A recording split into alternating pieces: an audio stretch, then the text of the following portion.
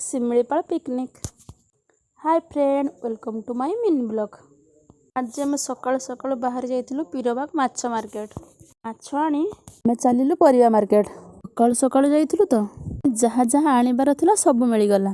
ମୋ ସହିତ ଯାଇଥିଲା ବିଭୁ। ପରିବା ଆଣି ଆମେ ଚାଲିଲୁ ଆମ ଶିମିଳିପାଳ, ଆମ ଗାଁକୁ। ଆମ ଗାଁ କ'ଣ ଶିମିଳିପାଳ ଠାରୁ ଆଉ କ'ଣ କମ୍? ଆମେ ଯାଇ ପ୍ରଥମେ ଜଲ୍ଦିରେ ଆମ କାମ ଷ୍ଟାର୍ଟ କରିଦେଲୁ। ସକାଳୁ ସକାଳୁ ଥିଲା, ବହୁତ ଶୀତ ବି ହୋଇଥିଲା। ତାର ପରିବା ଭାଜିବା ପାଇଁ ବସିଗଲା ଆଉ ମୁଁ ମାଛ ଛାକିବା ପାଇଁ ଆରମ୍ଭ କରିଦେଲି। ରୋଷେଇ ଆମର ଜଲ୍ଦିରେ ହୋଇଗଲା।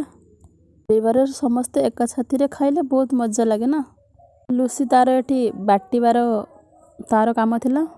ଆଉ ରୋଷେଇ ସରିଲା ପରେ ଆମେ ପ୍ରଥମେ ବଣକୁ ଖାଇବାକୁ ଦେଇଦେଲୁ।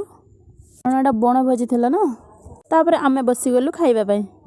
ଆଉ ଆମର ମେନୁ ଥିଲା ମାଛ ଝୋଳ, ମାଛ ଖଟା, ଗୋଟେ ମିକ୍ସ ଥିଲା ଆଉ ଦହି ପାମ୍ପଡ଼ ଥିଲା। ଶେଷରେ ତ ଆମେମାନେ ଖାଇବାକୁ ବସିଥିଲୁ। ଆଉ ଇଏ ହେଉଛି ଦହି କାଙ୍ଗାଳି। ଯେଉଁ ଭାଗ ଖାଇଲା ଶେଷରେ ମୋ ଭାଗ ଦହି ମଧ୍ୟ ଖାଇଲା। ଆପଣମାନଙ୍କୁ କେମିତି ଲାଗିଲା ଭୋଜି?